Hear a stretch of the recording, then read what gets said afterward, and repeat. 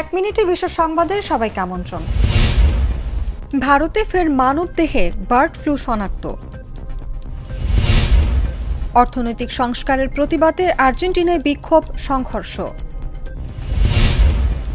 জাতিসংঘের ঊর্ধ্বতন কর্মকর্তাদের বহিষ্কারের কথা ভাবছে ইসরায়েল। গাজায় যুদ্ধবিরতির পরিকল্পনা নিয়ে জটিলতা। গাজায় 5 বছরের কম বয়সী 8,000 শিশু তীব্র অপুষ্টিতে ভুগছে।